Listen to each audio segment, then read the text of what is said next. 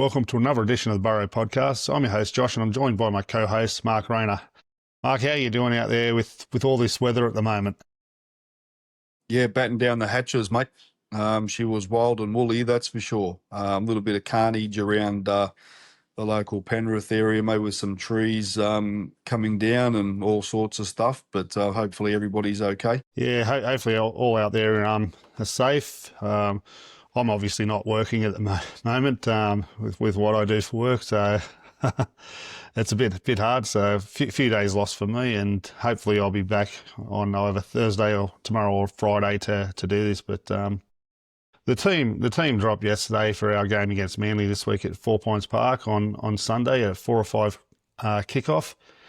I'll go straight into it with the side. The fullback's Alex Johnston.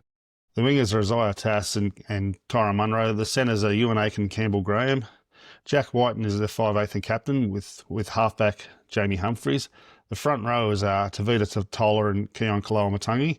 Saliba Havili is the hooker. Jai Arrow, Talis Duncan are the back row. Lockie Hubner is the lock.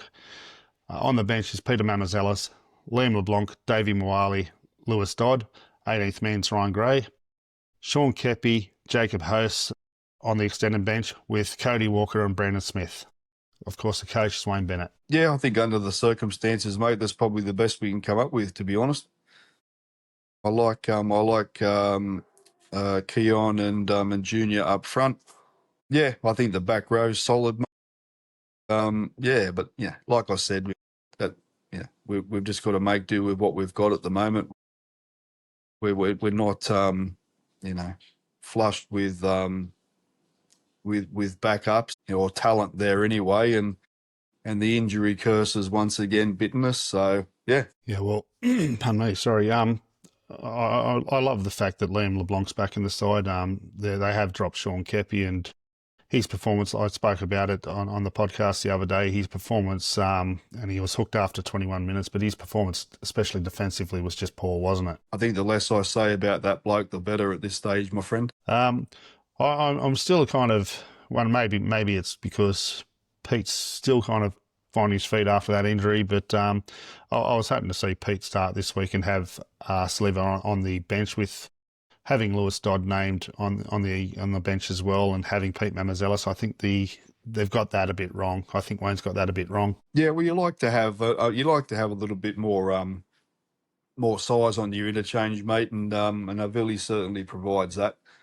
But he's got fair sort of utility value in that pack. Yeah, I think Wayne probably, I don't know, he might end up starting with Pete, mate. I guess we'll have to see when the team's named, proper team's named an hour before kickoff on Saturday. But yeah, I'm with you, mate. I think Pete should have started this one for sure. Yeah, well, the most interesting one was seeing Brandon Smith named on the extended bench. He's also named in New South Wales Cup this week. We'll go into the New South Wales Cup side later on in that, but there could be a chance that he actually makes his club debut this week for us. Yeah, there is. There, of course, mate. There's absolutely that possibility.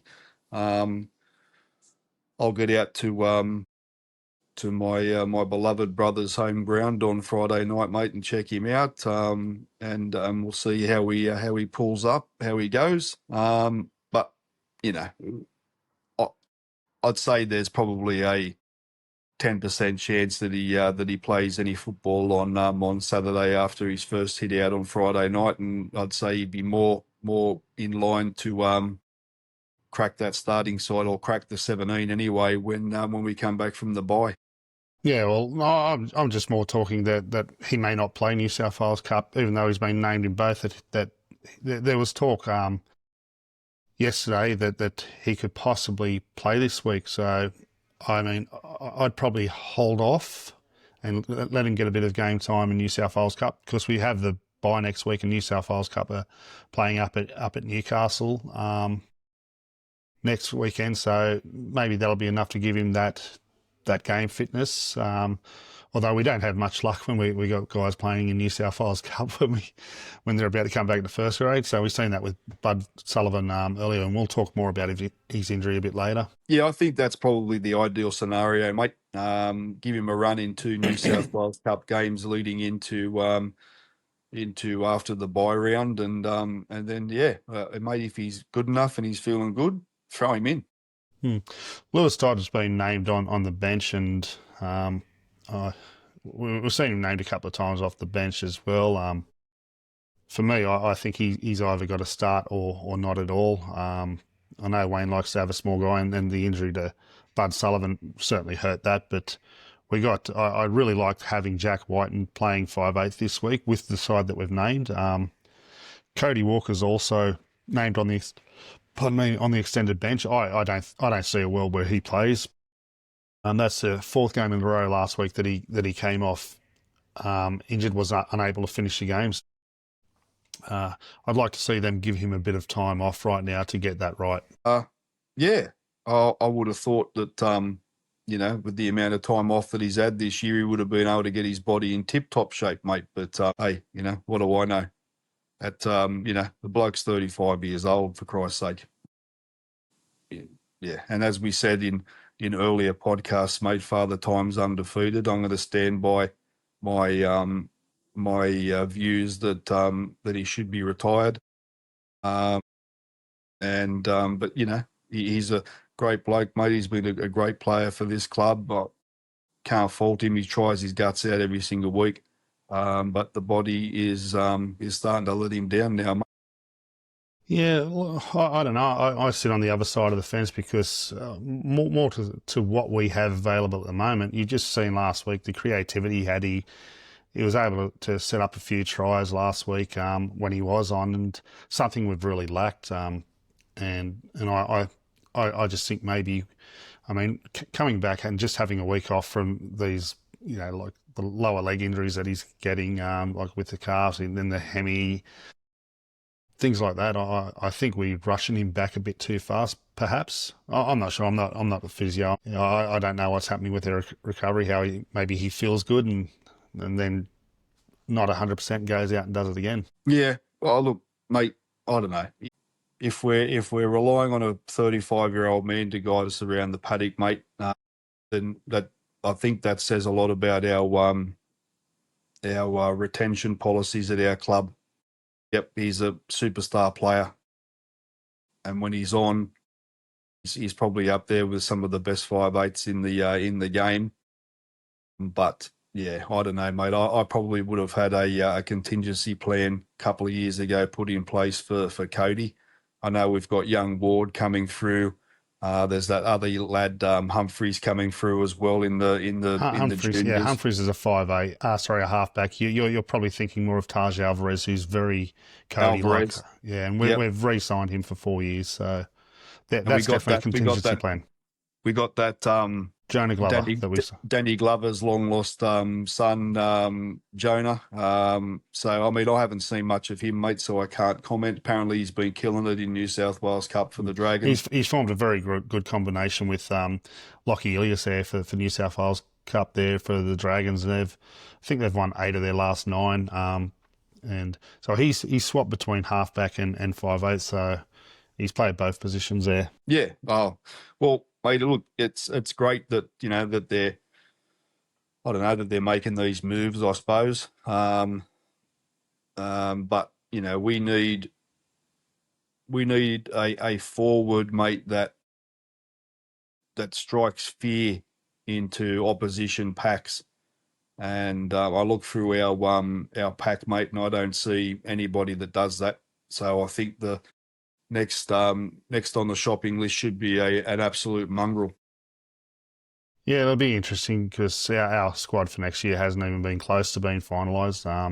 We're still going through processes, obviously, and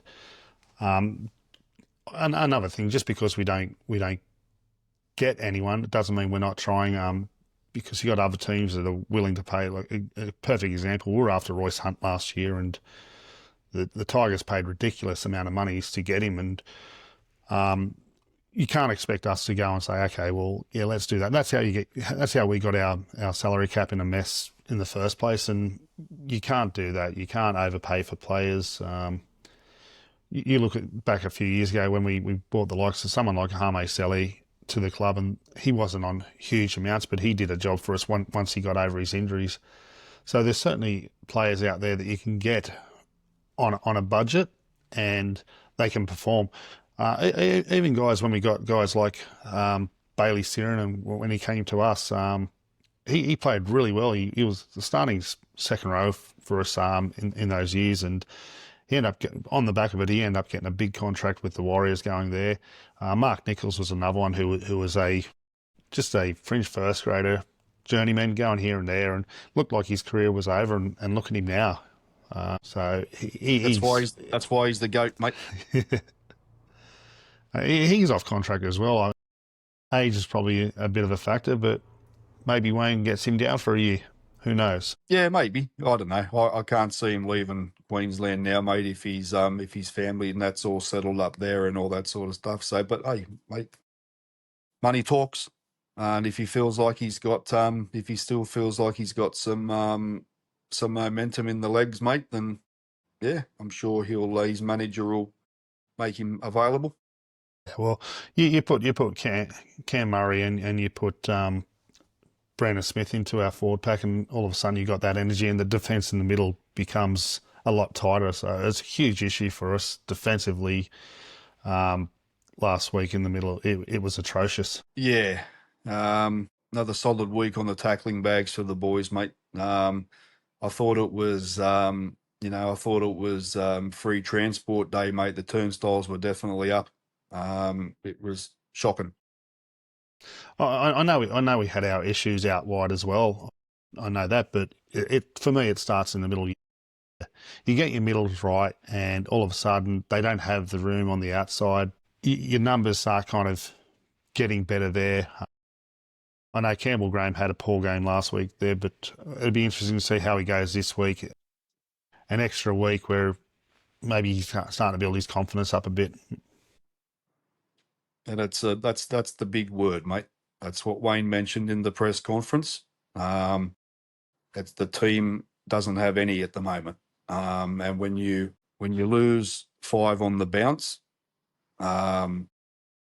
regaining that confidence is not easy, mate. Losing becomes a habit, and that's a very, very tough thing to shake, mate. But hey, man, I'm sure that the boys will be embarrassed by that effort against the Dolphins and want to make amends. So Manly haven't been travelling, all that great. They've had a couple of sprinkles of good wins here and there, but they're certainly beatable, even with that side that we've named, mate.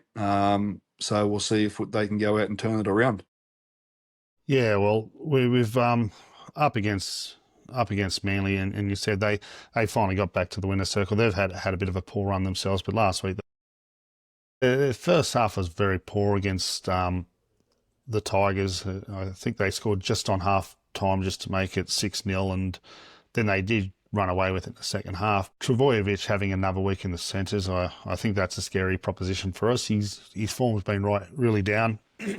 They've done this to try and help him out a bit. Lehigh Hopewadi at fullback. And their backline, they've got a very good backline if in form. You got Kohler, you got Jason Saab, Ruben Garrick, and then you got Luke Brooks and Daly Cherry Evans. Of course, earlier in the year when we looked at the draw, we were thinking, we're playing Manly without Daly Cherry Evans because of Origin. We're without Latrell because of Origin, but that would have been a huge loss. And of course, game 1, he gets dropped. So kind of the luck of our year, isn't it? Yeah, thanks, Billy.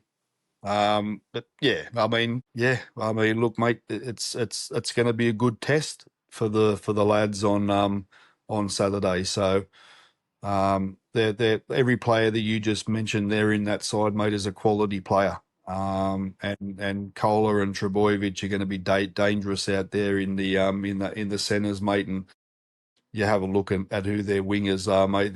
There's speed and skill all across their back line. And their halves are playing some good football, and yeah, So we're going to have to be 100% on our game defensively, mate, if we're going to be any chance, that's for sure. Yeah. Well, in our centres, we've got Ewan Aikens moved back to centre. I didn't think he did too badly against the Storm when he played in the centres. But I think the difference between this game and the game against Storm is no Latrell Mitchell. Correct, mate. Yeah, look, I don't mind. I don't mind AJ at fullback. I think I like seeing AJ in sort of a bit more open space, and he's got he's pretty good under the high ball. So I think that's pretty safe. But yeah, I think like I said, mate, defensively, Campbell and Ewan are going to have to be at 100%, mate. Defensive capabilities this weekend to stop the Trebojevic Kola juggernaut. Yeah, well, I mean, it'll be interesting to see if AJ does cross the line this week. His percentage of try scoring when he's playing fullback is very low. He's over a try a game on the wing, but at fullback it's quite different. I don't see him able to ball play anywhere near what Latrell does. So I'm just worried, where do our points come from? Jack Whiten, I thought last week Jack Whiten played really well for us. He did everything he could last week, him and Tallis Duncan. I really like the lines that Tallis is running now. He's really grown into that role the last few weeks, playing back row. And I just really excited to see him continue his path there in the back row. Mate, of course he's coming along in leaps and bounds, Tallis. But mate, it just goes back to the old adage, mate. Look, rugby league's a simple game. Complete sets, get a good kick, get a good chase, and it doesn't matter if you're in that arm wrestle for 79 minutes and that's still 0-all. Like you've got to be able to give yourself an opportunity to earn points. And I just don't think we've done quite enough of that. We certainly didn't do enough of that on Saturday night. But we'd shown glimpses of some pretty good footy over the last few weeks, all besides the second half at Canberra, to suggest that we've got it in us, but it's just that inner belief that they need to have that they can win the game. Well, it's quite ironic because earlier in the year we're talking about we're not scoring enough points, but we're winning games we weren't scoring enough points because we were able to defend. Like I think a couple of games, there was the one against the Dolphins in round one. It was a very low scoring game, but we managed to win. The same with the one against the Tigers. We ended up scoring a late try to seal the match there, but our defence won those games, and last 2 weeks we've scored 5 tries and lost both games. Albeit against the Storm, it was goal kicking that cost us the game. But last week we're down 30 points to 6 at half time, and ends up being 50 points to 28. Just soft tries are really hurting us, and I just worried about where our points do come from this week. I did really like what I seen from Jack later in that game, but I mean when you're chasing points, it's a lot easier just to throw the ball around willy-nilly, where you're not doing that when it's a tight game, because you don't want to lose the ball, do you? Nah, exactly. But maybe that's what our DNA is, mate. Just get out there, back to the old park footy days, mate, where you're just throwing the ball around with your mates and just having a bit of fun. Maybe that's what this team's DNA is. I don't know. I think if the more, structured we angle our attack, mate, the less successful we are. Yeah, I don't know, mate. It's going to be a tough game on Saturday, but I think we can. I think we can jag one. But yeah, like I said, everything's going to have to go in our favour, mate. You spoke about structure. I mean, there's nothing wrong with structure, but you need someone that has that eyes up football like Cody does.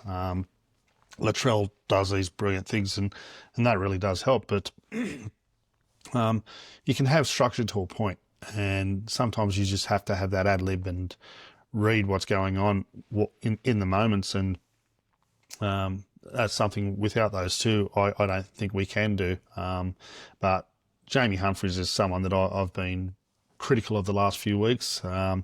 As a halfback, I don't feel he has those organising abilities to be able to get the team around. He hasn't shown much lately, and against his former club, this is his chance to step up. This is where we need him. Yeah, you're right, mate. I don't know. Again, mate, I think that that C word has just seeped in to the fabric of the team at the moment.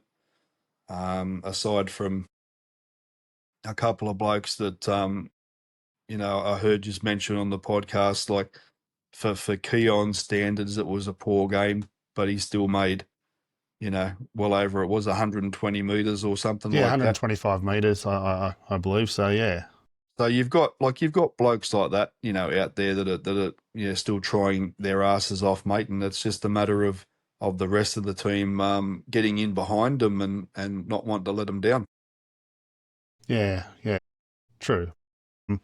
I mean, halfback's job's made harder if the forwards aren't doing it. You're right there, and having Junior starting, it'd be interesting to see Junior starting now. Davey coming off the bench with Liam, and I hope Liam gets more minutes. But as I said, it's going to be interesting to see the makeup of the side should Dodd be on the bench, because I think that's going to impact a lot with our rotations.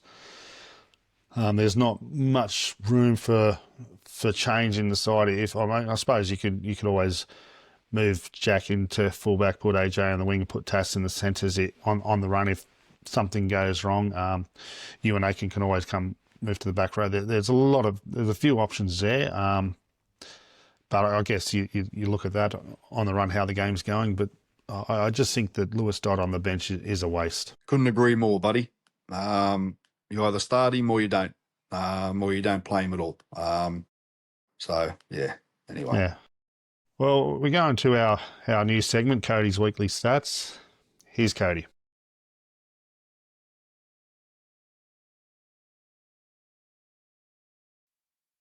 Hello, ladies and gentlemen, and welcome back to Cody Weekly Stats.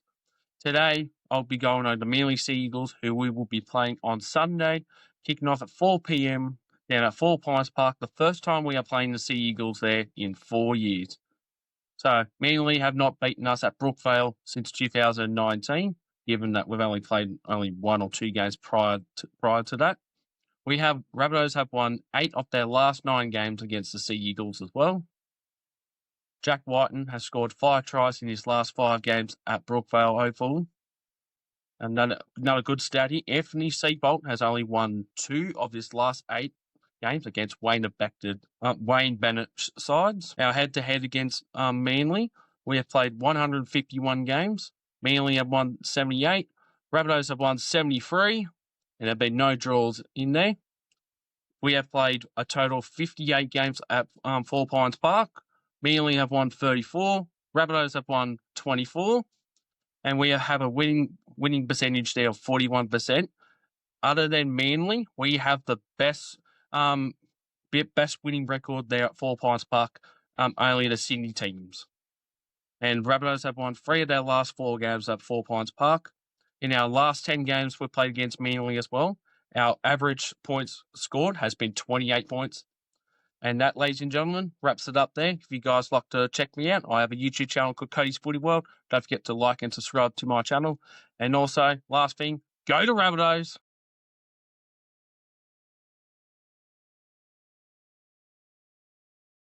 Thank you, Cody. So we'll move on to the pathways now. They had 2 big losses on the weekend down at Coogee Oval. This week, as you spoke before, they're playing at Parker Street Reserve out in Penrith on Friday night. Your stomping ground for your team there, and no doubt you'll get down there and have a bit of a squiz. Yeah, very interested, mate, to see a couple of blokes. I mean, I don't get to see a lot of New South Wales Cup, mate. So to have it so close to home for me is fantastic, mate. So yeah, I'll be there, sussing some of the boys out. Yeah, well, you've got here in New South Wales, Jersey Flegg, you've got Taj Alvarez playing again, so that'll be interesting. I believe Matt Humphries, was he named in New South Wales Cup this week? I can't remember offhand, buddy. I'd have to go and have a look. Yeah, I'm not He sure should there. be. He should be. He should be. Anyway, but he was, yeah, I believe he's up in New South Wales Cup, so that it's good seeing him getting that game time in New South Wales Cup against men. He's handled a couple of times, but the interesting one that we spoke about before is Brandon Smith on the bench in New South Wales Cup, so be interesting to see if he does play this week. It's only a week earlier than what he was predicting a couple of weeks ago, but it'd be good to have him out there on the field for us. I'll send you a text message, mate, and tip you up if he's out there. Appreciate that. Yeah. You've also got the spoke briefly about the signing about Jonah Glover. Signed him for 2 years. He's the half for the Dragons in New South Wales Cup. He just feels that there's more of an opportunity here at South, so it's certainly a good one there. Yes, yeah. Well, I'm looking forward to. Yeah, I mean, I'll probably, now that we've got him, I might jump on Bar TV and have a little bit of a look at some of the Dragons reserve grade games, mate, and sort of just see how he handles himself. Yeah, no, definitely. And hopefully we get a few more signings announced shortly, because we want to get a bit of, we certainly need a bit of something to pep us up a bit. A few rumours that we've spoken about was the David Fafita one that's stopped now. Yeah, I don't think we need another lazy player in the side, mate. We've got a few of those already there. So yeah, that's I'm sort of glad that's stopped and gone away. I don't rate him. Yeah. Oh, look, I don't mind it, to be honest. And look, we're not going to get the 200 run meters out of him, but he can break a game open. We don't have any of those in our forwards that can break a game open, do we? No. Well, I mean, like aside from, like, I think, like when you mentioned before, like Talus's line running and all that sort of stuff has greatly improved. And then when you've got obviously Cam Murray back in that side as well, who's a prolific hole runner as well, we're going to have blokes there that can do that for us. I just don't think, mate, that I don't know, Fafita's a myth as far as I'm concerned, mate. His best football, mate, was, when he was playing for the Maroons and all that sort of stuff. We haven't seen that David Fafita in years, mate. And yeah, mate, I know Wayne can work miracles, mate, but he's not Jesus Christ. So. Well, we're out at 4 Points Park this Sunday against Manly, and what are some of your most memorable games against them? Yeah, for me, mate, obviously, we've got a really long, great history of rivalries with the Sea Eagles, mate, or Northern Bears or Northern Eagles or whatever the hell they were called. But I think for me, mate, it was the 2013 prelim when we were up 14-0 and they ended up knocking us off 30-20. And I believe, mate, did Madge lose his mum the day of that game? That was the morning, yes. Yes, he did. Yeah, so I remember feeling, it's obviously like it's not great to be, to lose football games, especially important ones like that. But, when it comes to that sort of stuff, that sort of pales in comparison to what Madge was going through internally as well. You know what I mean? So that was disappointing. But I think that second half somehow, mate, the the players sort of carried that grief with Madge a little bit. Yeah, 2014, mate, was a super demolition of them at Allianz. Just the perfect way to lead into that prelim against the Roosters, mate. The week later. Yeah, yeah, true. Yeah, that 2014 one up 40 to nil, with about 20 to go, and Madge decided, time to go off. I think there was Sam Burgess came off. There was a whole heap. There was 4 of them that just came off, and was Greg Inglis one of them. I know there was a whole heap of players that come out, and Adam Reynolds was masterclass that day for him. Who could forget that kick and catch by Lottie Takiri? Was it over George Tafua that he just leapt over? Tafua, mate. What did Rabs call him? Old Man River. He always called him Old Man River. Old Man River, yeah. But yeah, that Manly end up scoring 4 late tries, and we certainly put the cue in the rack and that.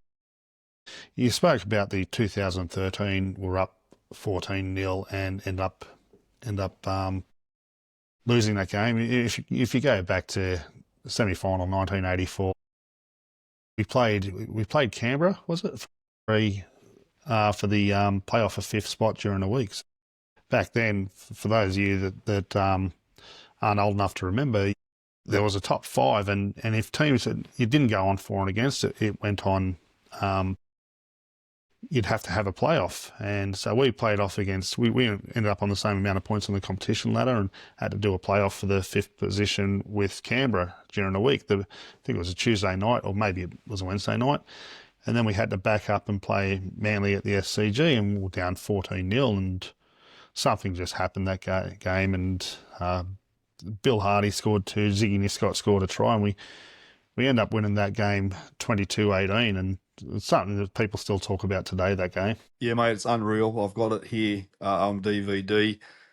Oh, mate, I think I was only 7 years old or something back then, mate. So, but yeah, mate, I love, and for me, like, I love Ziggy, mate, because Ziggy was like, when I first remember my very first game of rugby league that Dad ever took me to was at Henson Park against Newtown. And back in the days, mate, where everybody could park around the ground and everybody had their lights on to help to help with the lighting. People still do that, don't they? Yeah, that I think so, man. That was amazing, mate. And then if someone put a bomb up, you'd flick your high beams to try and put the the fullback off. But yeah, man, they were good days. That was a very, very good South Sydney team, mate, and some of my my idols growing up, mate, were in that side. Yeah. Well, another one I remember, 1992, we playing Manly. It was a Friday night game, and Eon Crossens scored the match winner out wide, and he had to kick the goal from the sideline to win it. We ended up winning 22-20. There was games like that. There was 2005. I remember it was Buddy Gordon's first grade debut, and they beat us early in the year. But this one was at the SFS. We're down 6-0 early. And we end up smashing them 44-6. And we end up missing like about, I don't know, it was 6 goals we end up missing that game. So it could have been well into the 50s. But I remember that game just because we didn't get many wins in those days. But once we, like guys like, you had Elaine Gordon scoring, Manasi Manikafoa, those guys, Todd Polglay scoring, those sort of guys. And it wasn't a strong side, but getting wins like that, we celebrated like it was no tomorrow when we got those sort of wins. But the other one was 2007. It was a Monday night game. It was, I think it was the second last round? Oh no, it was the third last round of the season, and we played on a Monday night against Manly, and this is the catalyst for getting us into the semi-finals for the first time since 1989.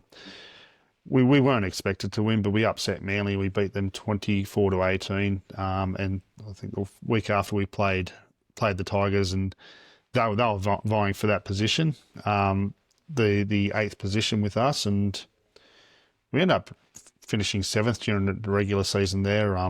But that was another one. But the biggest one for me was 2014. Not the semi-final that you spoke about, but the game at the SCG. I think that was the statement game for us. Manly were leading the comp, and we kind of been thereabouts. We're doing enough to win games and kind of be up near the top. But this game just kind of showed me, yeah, we're winning the competition here. We end up winning 23-4. Sam Burgess was just next level that game. Was that the one with Luke Keary and Jamie Lyon going face to face? I think it was, mate. Yeah. I don't. I'm not sure about Kiri's chances in that one, mate. But yeah, he had a little bit of Chihuahua bite in him, Luke, and yeah, you love to see that, mate. He was a goer. Yeah, well, he certainly didn't step back, did he? And he made a statement. I mean, look at the tenacity of him for someone his size to play as long as he did. You know, he's certainly got a lot of bite in him, doesn't he? 100%, mate. 100%. He was, mate. He was fantastic for us, mate. It's a shame how it all went down. I don't know. The Gladiator should have, shut the what up, mate, up there at Nana Glen, and just enjoyed it for what it was, mate. Just a drink and a barbecue with the boys. But he went on his Maximus Veridimus rampage, mate, and Luke ends up springing for a $900 taxi out of there. Yeah. Well, we briefly spoke about injuries. As of now, we haven't had an update on Cody Walker. I can't see him playing this week, and possibly multiple weeks for him again, which is a shame. But Bud Sullivan fractured. Was it his fibula that he fractured? Yeah. That's unfortunate. Playing in New South Wales Cup the other day, a lot of people are critical, saying, well, we shouldn't have played him once Cody went down. Probably a fair point, but it is what it is. I mean, you don't expect someone to break their leg like that. It's just a horrific injury, and we wish you a speedy recovery. And if this is the final time for us, mate, we wish you well in your future as well. Thank you for your efforts this season. Absolutely, mate. I concur. Well, that about wraps it up. A couple of announcements. We've only got about 4 scales left, so there's not many left. But if you do want them, come to a game and come see me. They're $30 each. You can see there, it's got Shaq there holding them up. We don't think we're going to be getting any more. Certainly not this year. We won't be getting any more. But next year we'll possibly look at shipping them out and getting them out to people.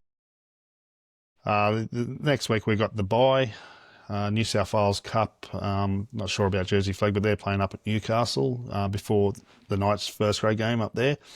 And the week after we play at Penrith, we're just getting the GA South tickets. So if you want to come sit with us, get the GA South tickets. We'll aim to be next to the away supporters bay there. I've got to find out what exact bay we are in for Gosford. You just need to use your Burrow pass to get in for the game there. The Broncos were in bay 317 when we play them, and the away GA section for the Gold Coast game, and still not sure about the exact bay that we're going to be in for the Roosters game. But again, we're going to try and find out that, and we'll put that up on our Facebook page. So, anything else, Mark? No, mate. I think we've covered everything for this segment. Have a safe couple of days, New South Wales. Hopefully, the worst of this weather's departed now, and hopefully the boys can turn up to Manly with the right attitude and have a big dig and get us the 2 points. Yeah, look, I'm going to be out there. If you want to get a ticket, there's still tickets available for the Southern Concourse. The section that we in where you're in is sold out, but that's the bay right next to the Southern Concourse. So if you go to the southwestern corner there and sit there, you'll be right next to where we are. It looks like it's not going to be too bad, the weather out there this week. It's not certainly like we've seen the last day and a half, but the sun's kind of coming out now here where I am at. So it looks like the rain stopped for a bit. Whether it comes back or not, who knows? But yeah, stay safe out there. We do appreciate you guys watching. Don't forget to like and subscribe. I'm your host, Josh, joined by Mark. Go the Rabbitohs. Go the Rabbitohs.